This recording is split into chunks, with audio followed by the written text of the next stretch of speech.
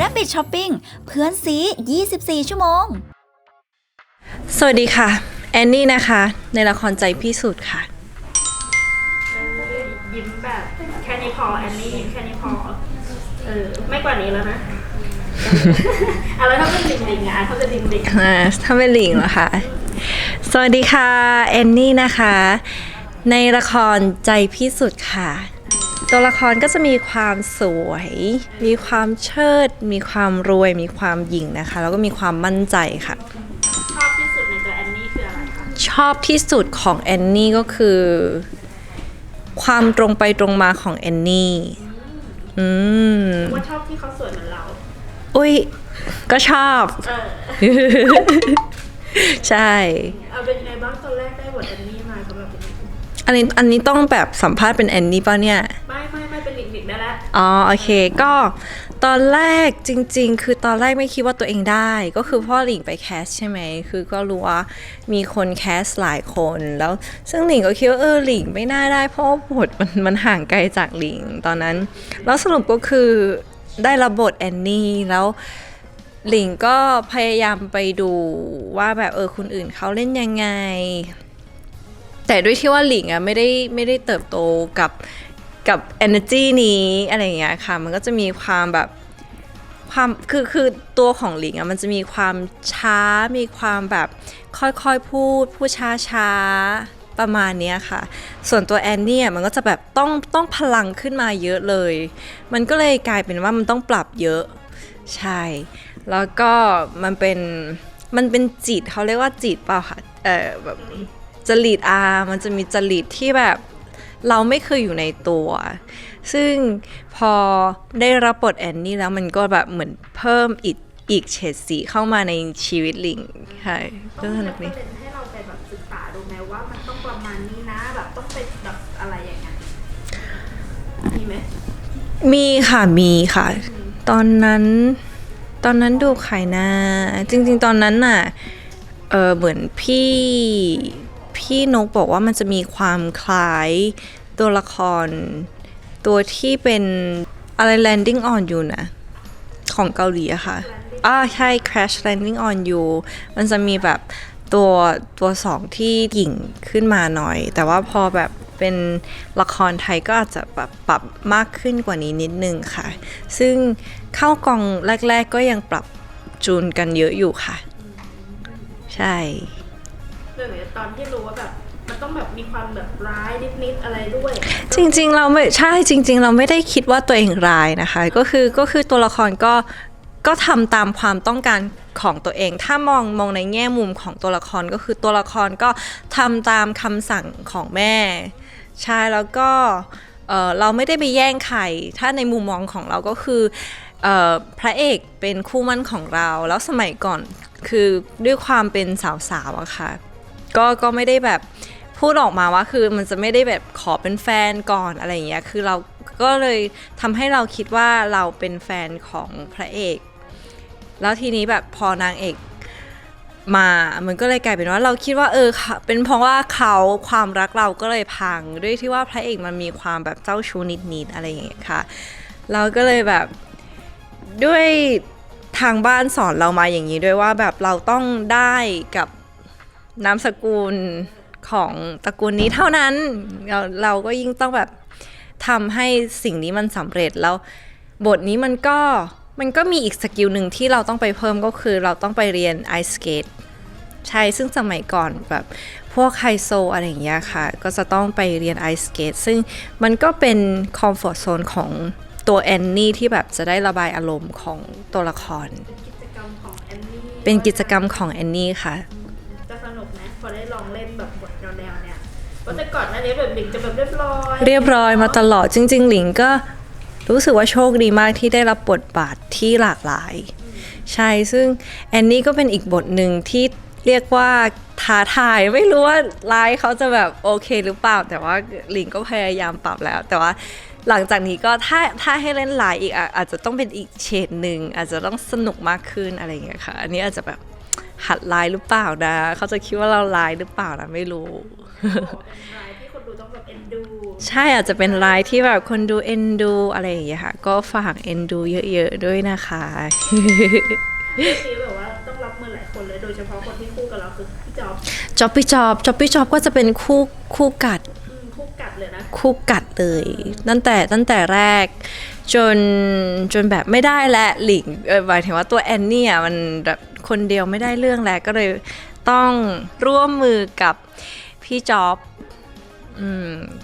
ไปเพื่อที่จะแยกสองคนนั้นออกมาใช่ รับมือกับเขานอกจอยากไหมอะ นอกจอเหรอคะไม่ยาก ยาก จริงๆพี่จ๊อบเป็นน่ารักคือนิสัยน่ารักแล้วก็เป็นคนตลกพูดเก่งอะไรอย่างเงี้ยค่ะอารมณ์ดีจริงๆพี่จ๊อบกับตัวละครมีความคล้ายกันมากนะในความรู้สึกของหลิงมันก็เลยทำให้ว่าแบบเราเวลาเข้ากับพี่จ๊อบอะรู้สึกกับตัวละครพี่จ๊อบมากขึ้น เรื่องนี้ก็แบบมาน่ารัก กับจ๊อบพี่จ๊อบ เอาเป็นไงบ้างหลิกแบบว่าเล่นละครมาหลายเรื่องแล้วเป็นตอนนี้เป็นแบบเป็นไงกับการแสดงของตัวเอง ก็ยังตื่นเต้นทุกครั้งที่เข้ากองยังตื่นเต้นทุกครั้งที่ได้รับบทใหม่เพราะว่าหลิงรู้สึกว่าทุกครั้งที่เราได้เข้ากองใหม่เข้าค่ายใหม่ได้รับบทบาทใหม่มันก็คือเริ่มต้นใหม่ตลอดเลยใช่มันอาจจะมีแบบประสบการณ์ติดมากับตัวแต่ว่าไม่ว่าจะเป็นภาษาคือด้วยที่ว่าหลิงไม่ได้แข็งแรงกับภาษาไทยมากเวลารับบทย้อนยุคมันก็จะแบบต้องพยายามเข้าใจแล้วก็พูดให้เข้าปากด้วย ก็จะรู้สึกว่าแบบรู้สึกตื่นเต้นกับสิ่งนี้ตลอด ตอนนี้อัพเลเวลขึ้นมาขนาดไหนแล้วกับภาษาตอนนี้คือแบบ อัพเลเวลหรอไม่รู้ให้คุณผู้ชมเป็นคนตัดสินดีกว่า ไม่กล้าพูด สามารถทันคำแสลงหรือคำอะไรอย่างเงี้ยเราเข้าใจได้ดี ก็ดีขึ้นค่ะ ถ้าเทียบเรากับเทศอะ หลิงน่าจะดีกว่า ใช่ไหมคะนี่น่าจะดีกว่า ใช่ แล้วได้ไปเช็คฟีดแบ็กตัวเองในแบบในทวิตเตอร์หรือแบบในโลกออนไลน์อะไรตรงไหนของหลิง ของหลิงเหรอคะคือมีเช็คบ้างค่ะก็คือตั้งแต่ใจซ่อนรัก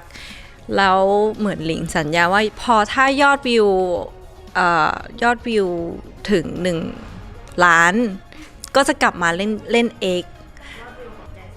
ยอดวิวเขาเรียกว่า Pilot ของจะใช่ยอดวิว Pilot ของใจซ่อนรักถ้าครบ1 ล้านหลิงก็จะกลับมาเล่นเอกซึ่งก็ทำตามสัญญาแล้วว่ากลับมาเล่นเอกพอเล่นเอกคือเหมือนแฟนคลับจากกลุ่มเล็กๆก็เลยกลายเป็นแบบขยายใหญ่ขึ้นแล้วหลิงก็เห็นสิ่งนั้น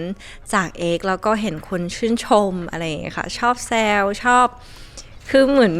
เขาเห็นว่าหลิงแบบตลกอ่ะไม่รู้ ตลกธรรมชาติ อาจจะใช่มั้งเขาบอกว่าหลิงอ่ะทำงานการไฟฟ้าช็อตเก่งอะไรอย่างเงี้ยก็ได้เข้าไปดูบ้างค่ะแล้วก็รู้สึกว่าคือนอกจากว่าเขาเรียกว่าคำชื่นชมก็มีแบบให้กำลังใจด้วยมีแบบฝากความคิดถึงเราด้วยแล้วก็แบบปลื้มใจ เพราะวันนั้นที่มาช่อง3ก็คือแบบข้างร้าน ไม่คิดว่าคนจะมาเยอะขนาดนั้นคือเหมือนทุกครั้งที่แบบหลิงเข้าไปเจอแฟนคลับหลิงก็จะตั้งคำถามเฮ้ยนี่มัน ใช่แฟนคลับเราหรือเปล่าเพราะว่าจากตอนแรกๆอ่ะที่เปิดกองใหม่ๆเปิดกล้องใหม่ๆก็คือมีแบบไม่กี่สิบคนเองจนถึงตอนนี้หลักร้อยในแฟนคลับก็อาจจะหลักพันแล้วอะไรอย่างเงี้ยค่ะก็เลยแบบเห็นตั้งแต่ยังไม่ออนแอร์กระแสตอบรับดีขนาดนี้ก็คือรู้สึกดีใจมากแล้ว แต่อย่างตอนนี้ละครถ่ายจบไปเรียบร้อยแล้วเนาะใจซ่อนรัก ใช่ตอนนี้ใจซ่อนรักถ่ายจบไปเรียบร้อยแล้ว ซึ่งก็จะมีคิวออนแอร์แล้ว ก็อยากฝากติดตามใจซ่อนรักด้วยค่ะ เป็นยังไงบ้างกับบทบาทนี้เราแบบ กับบทบาทฟ้าระดาใช่ไหมคะ คุณหมอฟ้าระดาก็จะเป็นอีกบทหนึ่งที่มีความใกล้กับหลิงหลิงแต่ก็จะมีบางอย่างที่ต้องเพิ่มเข้ามาใช่ความนิ่งความโตอายุด้วยอายุตัวละครกับตัวหลิงก็จะมีความเท่ากัน แล้วก็ได้ไปเวิร์กช็อปเพิ่มกับน้องออมค่อนข้างที่จะเยอะค่ะคือเวลาแบบเข้าซีนก็เหมือนจะแบบเราต้องมีมงอยู่ตลอดเวลา ช่ มันก็จะเป็นโจทย์ที่แบบทุกครั้งที่เราเข้าซีนเราก็จะถามว่าตอนนี้มงยังอยู่หรือเปล่าใช่แล้วก็มีเสน่ห์ความเพลวๆของตัวฟาราดาด้วยใช่เพราะว่าตัวฟาราดาจะมีความแบบเพลวๆสายตามันจะแบบเจ้าชู้นิดนึงลิงก็ต้อง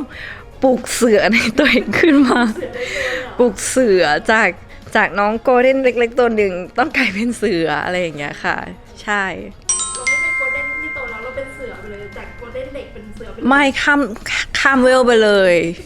ข้ามเวลไปเสือไปเลยก็จะมีความยากตรงนี้สำหรับลิงค่ะ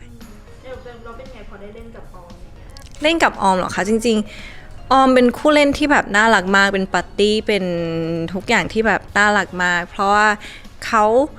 เหมือนทำให้เราทำงานได้สบายใจมากแล้วก็รู้สึกว่าทุกครั้งที่คือต้องบอกว่าซีรีส์เรื่องนี้ดราม่าค่อนข้างที่จะเยอะแล้วหลิงรู้สึกว่าการที่เรามีปาร์ตี้เป็นน้องออมแล้วเข้ากับน้องออมคือสบายใจมากที่สุดแล้วก็รู้สึกว่าน้องออม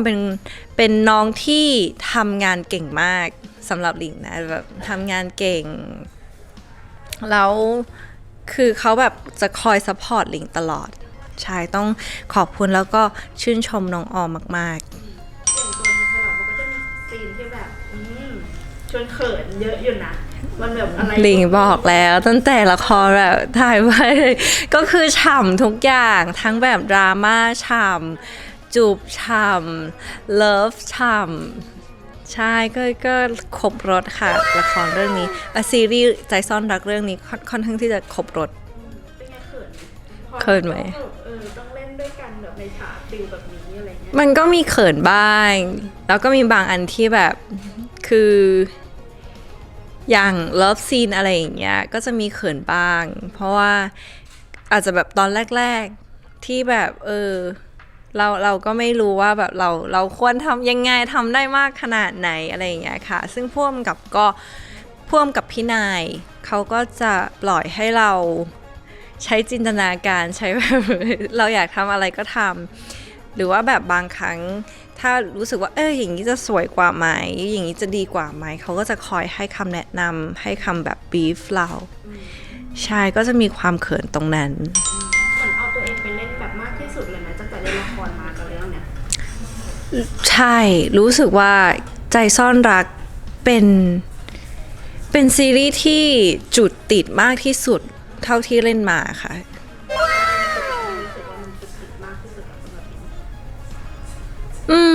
พูดถึงมันก็ Amazing เหมือนกันนะหมายถึงว่าหลิงก็ไม่รู้แต่ว่าอาจจะด้วยคู่เล่นแล้วก็พ่วงกับคือทุกอย่างหนูรู้สึกว่ามีผลกระทบกับความรู้สึกของตัวละครแล้วก็ความรู้สึกของหลิงมากใช่ความตั้งใจแรกที่รับอะคืออะไรสำหรับเรากับเรื่องนี้ความตั้งใจที่จะรับเรื่องนี้ใช่ไหมคะคือจริงๆเรื่องนี้เป็นเรื่องแรกของช่อง3ที่ทำเป็นซีรีส์ซัฟฟิกหลิงก็รู้สึกว่าหลิงได้รับโอกาสที่แบบพิเศษมากๆใช่แล้วหลิงก็อยากพออ่านนิยายแล้วก็รู้สึกว่าแบบเป็นตัวละครที่น่าสนใจตัวหนึ่งใช่มันทำให้เรารู้สึกว่าจริงๆความรักมันไม่จำกัดแค่เพศมันก็คือความรักไม่ว่าคุณจะเป็นใครใช่ก็เลยรู้สึกว่าน่าสนใจแล้วยิ่งแบบเป็นเรื่องแรกของช่อง3ยิ่งอยากทำให้มันดีแล้วยิ่งคู่กับน้องออมตอนเวิร์กช็อปแรกๆก็รู้สึกว่าแบบเราอยากจับมือไปด้วยกันทำให้ซีรีส์เรื่องนี้แบบดังอะไรอย่างเงี้ยค่ะอย่างตอนไพลอตมันมีไดอะล็อกในซีนอะที่แบบทุกคนบอกว่าอะไรนะที่ฉากที่กลับมาง้อกันอะที่พี่บอกให้อภัยน้องใช่ไหมเปล่าค่ะพี่แค่อยากทำให้พี่อยากแค่พี่แค่อยากทำให้รู้ว่าคนที่ถูกทิ้งมันเจ็บยังไงอันนั้นต้องไว้ด้วยกันนะพี่บอกอันนั้นก็เป็นอีกสิ่งหนึ่งที่แบบน้องพยายามกลับมาง้อส่วนเราก็พยายามแบบแก้แค้นทำให้เขาเจ็บที่สุดเจ็บเท่าที่แบบเราเคยเจ็บมาอะไรอย่างเงี้ยค่ะแล้วเราจะโบ้ตอนท้ายไหมคะก็ต้องไปดูว่าถ่านไฟเก่าจะจุดติดหรือเปล่าคุณหมอฟาราดาจะใจแข็งขนาดไหนนะคะก็อีกอย่างมีช่วงนี้แบบว่าหลายคนจะมีกระแสของการพรีเดบิวต์ คืออะไรคะ pre ห debut มายถึงว่าเป็นแบบ ภาพก่อนเข้าวง เป็น การ ภาพเราก่อนที่เราจะเข้าสู่วงการบันเทิง สิ่งนี้น่ากลัวมาก อย่าหาท อย่าหาเคยเห็นของตัวเองบ้างไหมว่าสิ่งที่แบบ มีแล้วเหรอ ผุดขึ้นมาอย่างเช่น อาจจะเป็นตอนประกวดนางงามของสต ำอ๋อ หรือตอนที่คุณเป็นคนที่หมุน วงล้อ เออ มันแรงจริงนะพีเดบิวต์เนี่ย เออ ที่ทุกวันนี้ยังโดนตกเลยโดน ก็ถือว่าจริงไม่รู้อะแต่ว่าหลิงอะคือเวลาหลิงแนะนำตัวกับเพื่อนๆใหม่อะหลิงก็จะชอบบอกว่าหลิงเป็นนางงามไก่ย่าง ใช่หลิงคือหลิงก็ภูมิใจในแต่ละสเต็ปของตัวเอง ก็ได้น่ารักดี อย่างตอนที่ไปประกวดก็มีที่เอามาเล่าว่าแบบกินไก่ชนะเพราะว่ากิน เพราะว่าหิว ชนะเพราะว่าหิวล้วนๆ จริง ก็คือแบบว่าแฟนๆสามารถเอาพรีเดบิวต์มาแซวกันได้น่ารักเลยเนาะ ๆ พอดีพองามนะลูก เรามีเยอะไหมคิดว่าเราจะมีเยอะไหม ไม่รู้หลิงคิดไม่ออกเลย ก็น่าจะเป็นช่วงนางงามอะไรอย่างเงี้ย อาจจะมีเจอภาพเราตอนเด็กกว่านั้น ตอนเรียนไฮสคูลอะไรอย่างเงี้ย ก็ไม่บี เราดู ความสามารถเป็นแฟน ไม่ต้องมีความสามารถขนาดนั้นก็ได้บางทีเก็บความสามารถ เนาะให้ดูตอนนี้ดีกว่าเพราะว่าสวย ใช่คือแบบ เราก็ต้องโฟกัสปัจจุบันอยู่แล้ว อดีตอย่าไปแบบมองเยอะ มองปัจจุบัน อันนี้แอนนี่แหละ โอเคงั้นฝากละครแล้วกันเนาะทุกเรื่องของเราเลยเป็นไงบ้าง ก็ค่ะหลิงก็อยากฝากละครของหลิงด้วยนะคะ ตอนนี้ที่กำลังออนแอร์อยู่นะคะ ใจพี่สุดค่ะ แล้วก็เดือนหน้าก็จะมีในวันที่ฝนพลั่งพลาย ใจซ่อนรักนะคะ แล้วก็ปลายปีน่าจะมี1 ใน 100ค่ะ ผลงานเยอะปีนี้ไม่เหงา ไม่เหงาค่ะ ค่ะ ขอบคุณค่ะ